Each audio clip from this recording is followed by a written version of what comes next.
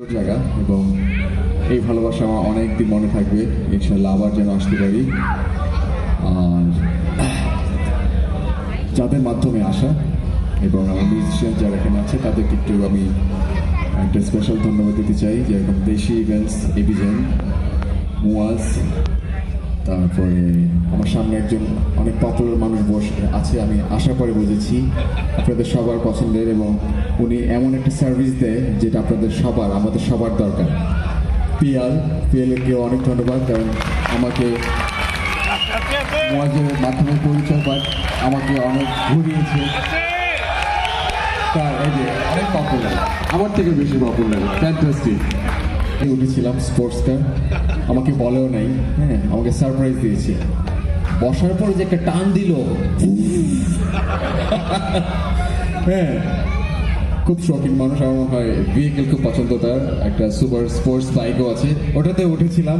আবার সেম ঘটনা, বলে নাই কত জোরে টান দিবে, আবার মানে সবকিছু মিলিয়ে ওয়ান্ডারফুল এক্সপিরিয়েন্স। এবং আরো কয়েকটা জায়গায় গিয়েছিলাম, ফ্লোরেন্সে, তারপরে মুয়াজ যে রোমেরই, বাট যেহেতু বাংলাদেশি সবাই আমরা একই জায়গায়, ঠিক না?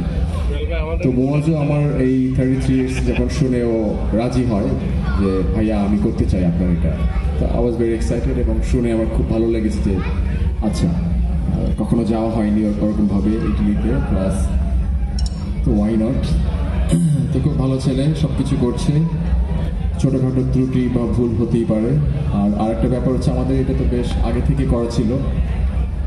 এখানে আসার পর আমি কিছু ইনসিডেন্ট দেখলাম যেটা আমি খুবই মন খারাপ হয়েছে, এবং এটা আসলে খুবই মর্মান্তিক ঘটনা।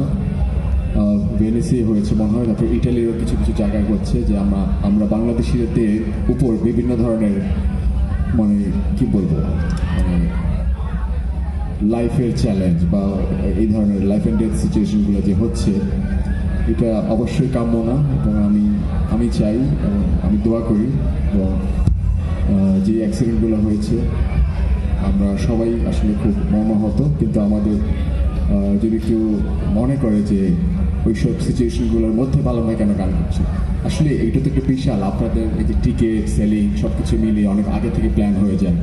আমাদেরও বিশাল বিশাল প্ল্যান, অনেক দেশের ফাংশন বা শো কনসার্ট এগুলো বাদ দিয়ে এগুলা টিকিট অ্যারেঞ্জ করা, এয়ার ফ্লাইট, মিউজিশিয়ানদেরকে কে কীভাবে করতে আসতেছে, অনেক বড় অ্যারেঞ্জমেন্ট, এটা কিন্তু হুট করে বন্ধ করা যায় না। বাট আমি যে ঘটনাগুলো শুনেছি এটা খুবই হৃদয় বিদারক, এগুলো যেন না হয় ইনশাল্লাহ আমরা সবাই দোয়া করি।